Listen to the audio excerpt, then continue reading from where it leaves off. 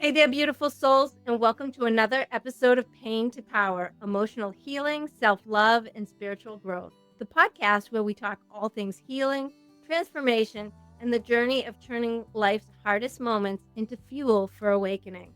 I'm your host, Jill Ripley, and today's story is one that powerfully embodies resilience, purpose, and the refusal to live as a victim of circumstance. My guest today is Dan Cummings, founder of Journey Forward, a comprehensive paralysis recovery center in Canton, Massachusetts. After a diving accident left him paralyzed from the chest down, Dan was told he'd never walk again, but he wasn't willing to accept that. After failing to find the comprehensive care he needed for optimal recovery here at home, he left Massachusetts and traveled across the country to California, one of the few places offering the kind of intensive rehabilitation he needed, where he trained for hours every day for nearly 4 years. Through that work, he not only regained the ability to walk, but also discovered his life's mission to bring the same level of hope, determination, and recovery back home to New England so no one else would have to leave their family or community to heal the way he did. In this conversation, we'll talk about the mindset that carried him through, the mission behind Journey Forward, and how refusing the victim mentality can completely transform your life, no matter what challenges you face. So take a deep breath, open your heart, and get ready to be inspired by a man who proves that with courage, consistency, and love, anything is possible. Dan, I'm so happy to welcome you here today and so Thank you, grateful for Jill. your Thank you. time. Yeah, thank you for having me. Absolutely. So, Dan, you had a life changing injury when you were just 19 years old, and doctors told you you would never walk again. Can you share what that moment was like for you emotionally and mentally, and how you decided you would not accept that verdict? Yeah, not only was I told I would never walk again, but I was told I'd be lucky if I could feed myself because I broke my neck, so I was a quadriplegic. So I was paralyzed really from the shoulders down, very minimal movement of my arms, couldn't move my fingers. But, I'm hearing this news, and hey, I was only 19 years old when it happened, and I knew that age was on my side. I had my whole life ahead of me.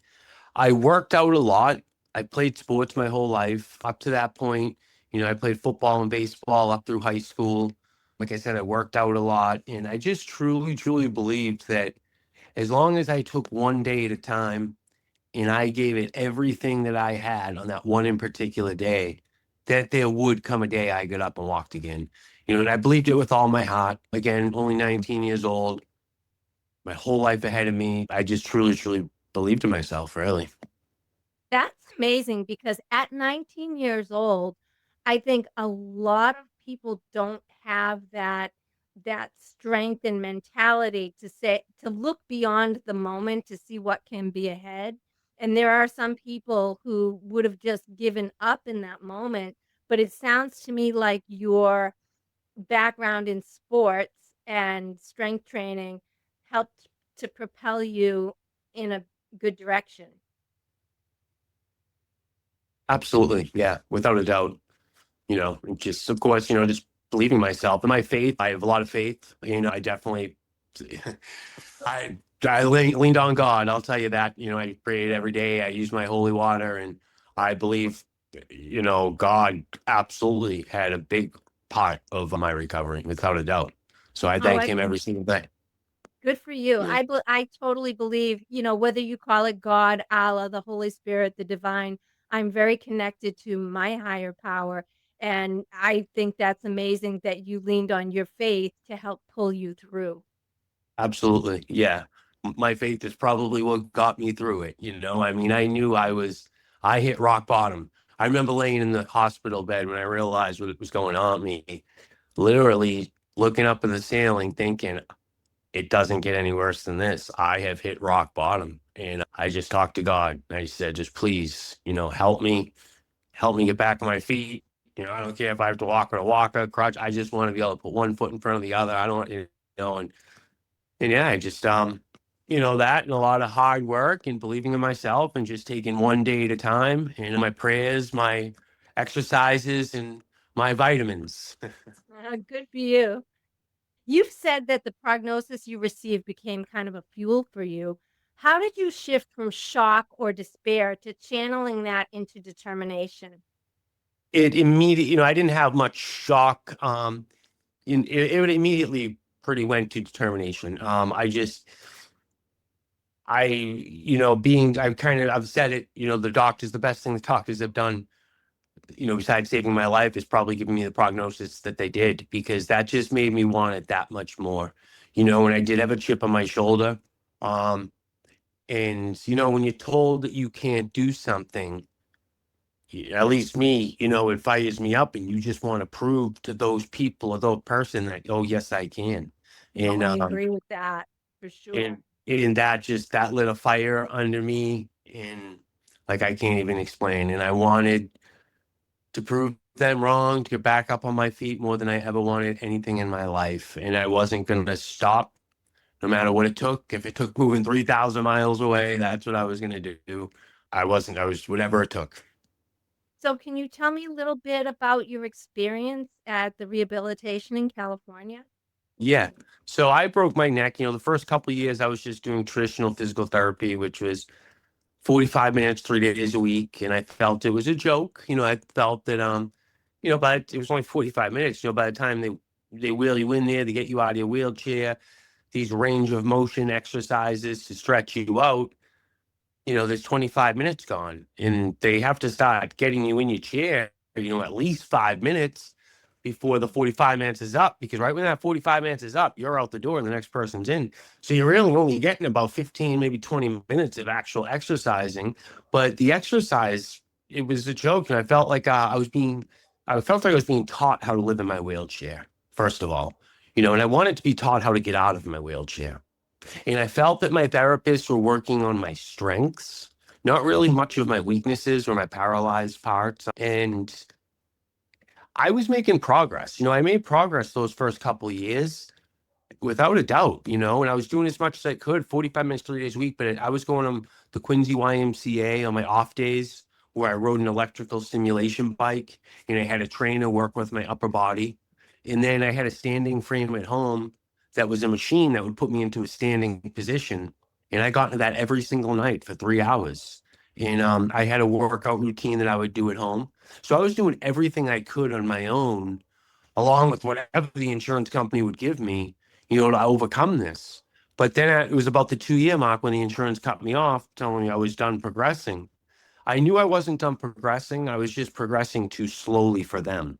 And they didn't want to pay for my therapy. And so that was more fuel for me, telling me I was done progressing. No, I'm not done progressing, And I did some research and I found out about a place in Southern California that worked with spinal cord injuries up to 3 hours a day. I was like, well, 3 hours a day, that's what I wanted. That's what I needed. I was willing to put in the work. I just needed the opportunity, but that was 3,000 miles away, and I was in Boston. That was in San Diego. Thank God I had a brother who lived in Los Angeles. It was about 90 minutes north of San Diego where this facility was, but it was close to 3,000 miles. So I called him. I told him about the facility. Eventually, I flew out there, and my brother Jimmy drove me down to Project Walk in San Diego.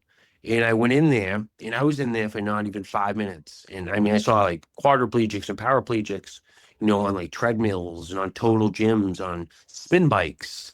Their trainers were doing things with them that I couldn't dream my therapist doing with me. And I knew that if I wanted to get back on my feet and reach my goal, that was the program I needed to be a part of.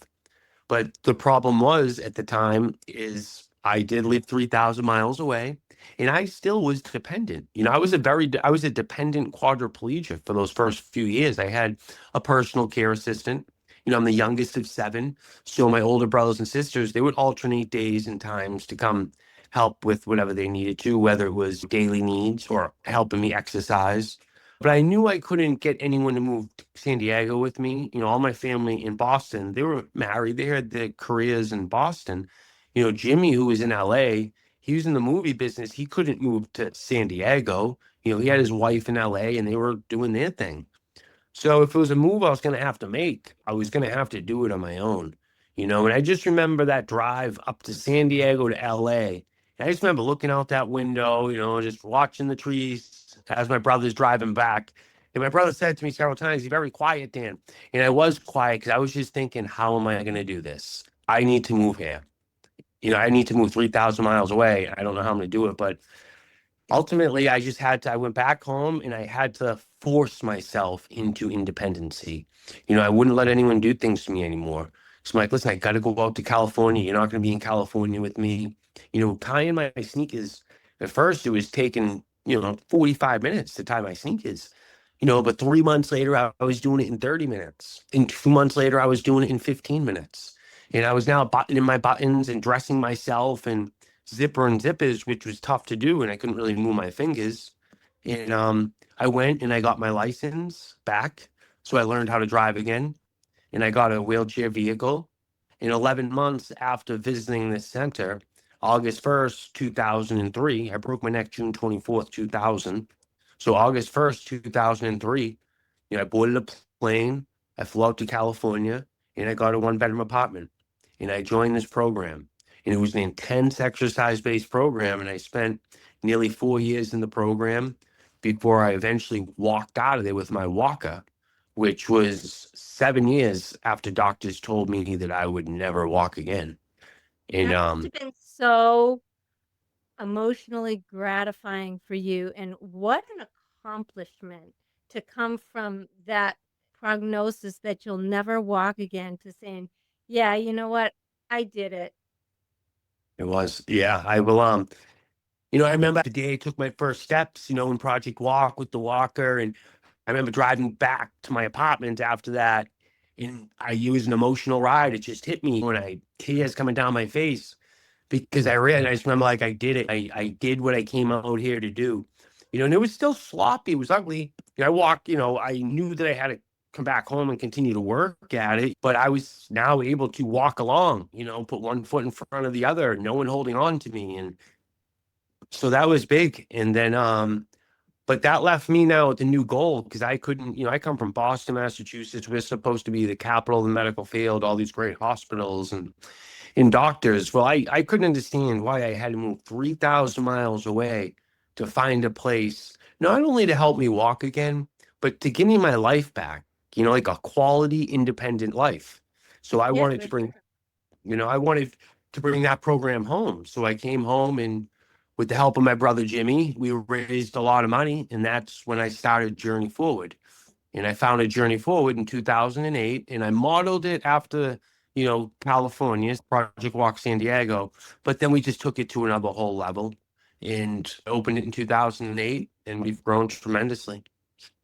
You. Now, I can't imagine that moving to California and being a part of this program was easy on the pocketbook. How did No, you it manage wasn't. that? Fundraising. When I first came, so when I got hurt, when I was in the hospital, my family were putting on golf tournaments. My high school, I graduated from Xaverian Brothers High School, and so did three of my brothers as well. And Xaverian was a big help. They wrote a letter. They had them coordinating with my family. Sent a letter to every single kid that graduated from 1983 to 1999, because four of us graduated in those years. Everyone's going to know one of us, and a lot of money came in from that. And when I came home, there was a huge fundraiser put on for me. So a lot of fundraising, and we were able to do it. But I'll tell you, renting an apartment was a lot cheaper in 2003 than it is in 2025. I Yeah, remember I paying my imagine. I had they cost me like I remember $1,300, for one bedroom. Nice. It probably would cost like 2,500 today. Yeah, I bet.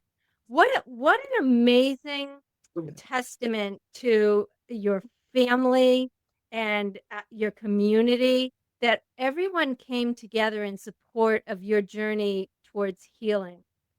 And I feel like as as society, we are, to me, we're all connected. And I hear so much. I hear people will say, oh, yeah, people stink or whatever. And I say, no, no, no.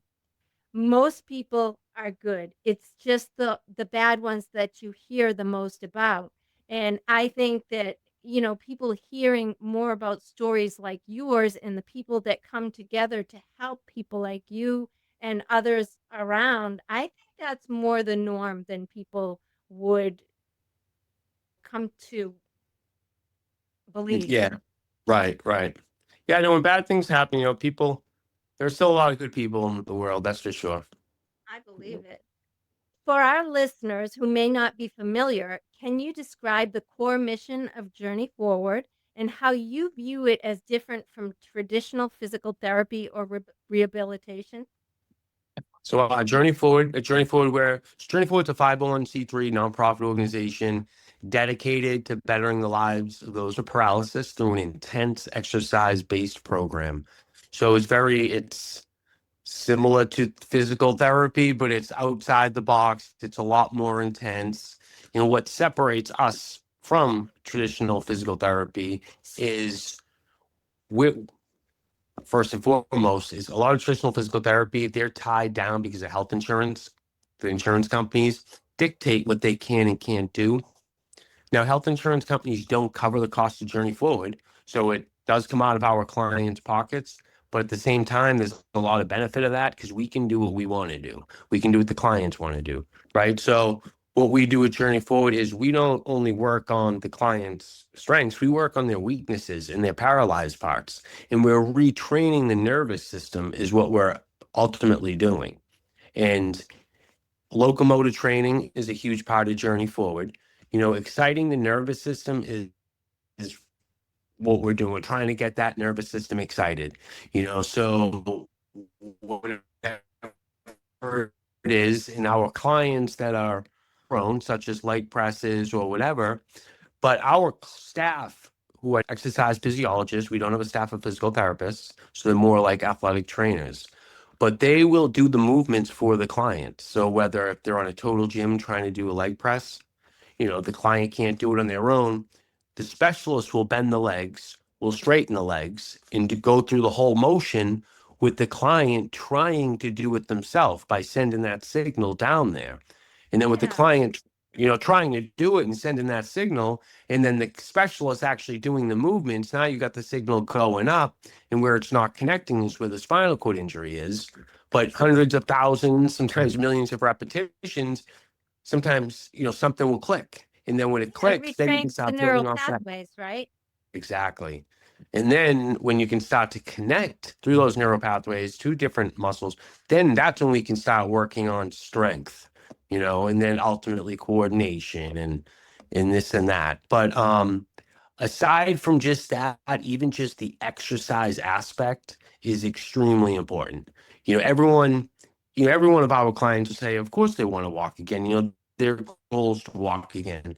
But aside from walking, just the health aspect is so important because there are so many secondary complications that come with whether it's not just spinal cord injury, stroke, brain injury, really anyone who's sitting in a wheelchair, confined to a wheelchair 24 hours a day is very detrimental. And there are many secondary complications that come with that. Able-bodied people should be exercising. So it's even more important for an individual in a wheelchair coming in, getting them out of the wheelchair, working out, bearing their weight, getting that blood flow going, because the exercise has proven to decrease many of those secondary complications. Yeah, absolutely. If you're sitting in a wheelchair all day, your muscles are going to atrophy. And if you're moving them, even if and they say that if you mentally move your muscles and mentally picture going through the exercise, that also helps stimulate those neural pathways. Right. Yep. And that's exactly what our clients should be doing while our specialists are doing the movements. And then eventually, the clients that are starting to connect, then our specialists can back off, right? And just do what they cannot do. But you got to always challenge them. They always need to be challenged, and nothing can be easy. When something gets easy, you got to learn you got to make it hard. I agree. So, in your view, what's the difference between hope and realism in the context of recovery? How do you stay anchored in both?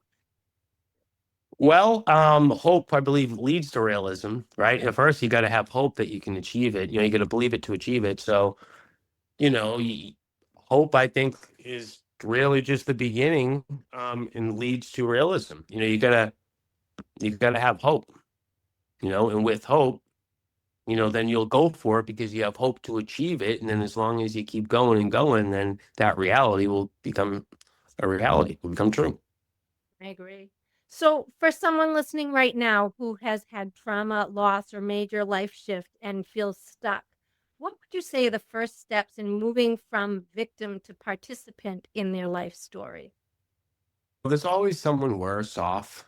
There's always someone worse, and it's just try to help others. I think helping others is important. We're supposed to, we're all on this earth. I think we all got to help each other. If you're going through something very difficult, you try to dig deep and overcome that, and then maybe try to help others, going through the similar situations, overcome it as well.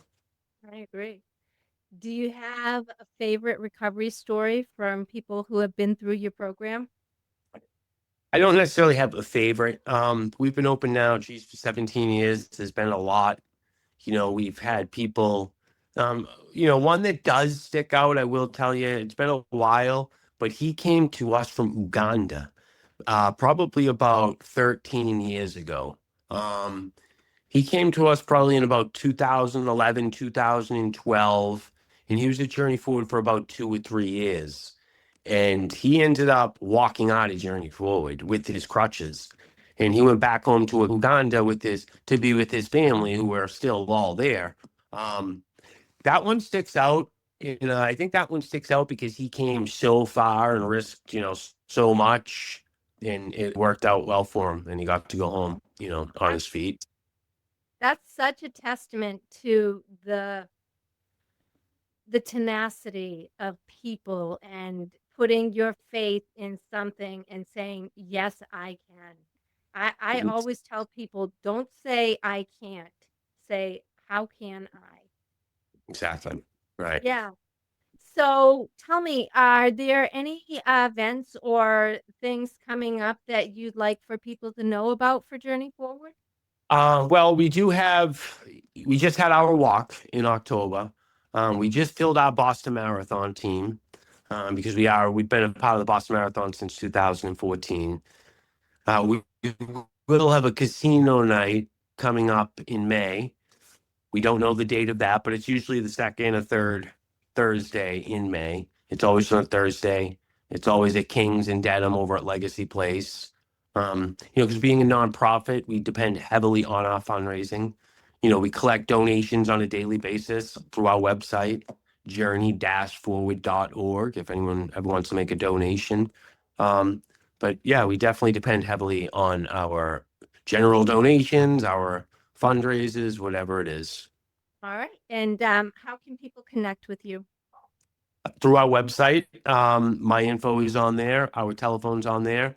781-828-3233 is Journey Forward's number. My email address is first name, last initial, Dan C at journey-forward.org is my email. But they can just contact Journey Forward and they'll get a hold of me. All right. Well, thank you so much. Yeah. This has been such a truly moving conversation. Dan's story reminds us that healing isn't just about the body, it's about the heart, the mindset, and the will to rise when everything around you says you can't. He could have accepted the limitations placed on him, but instead, he turned them into a mission, not only to walk again, but to make sure others had the same chance. That's the essence of Pain to Power, taking what broke you and transforming it into something that builds others. If this episode resonated with you, please share it with someone who might need to hear that healing is possible, that even when life changes everything, you still have the power to choose how the story ends. To learn more about Journey Forward and the incredible work Dan does with his team, visit journey-forward.org. And if you feel inspired, consider supporting their mission. For more tools, inspiration, and community, you can find me on Instagram and Facebook at Empowered by the Storm or visit empoweredbythestorm.com. Join me on YouTube for more episodes and guided reflections. And if you're ready to explore life coaching and take your own next step towards healing and growth, reach out. I'd love to walk the path with you. Thank you so much for listening, beautiful souls. Until next time, keep believing, keep rising, and keep allowing love to guide you forward.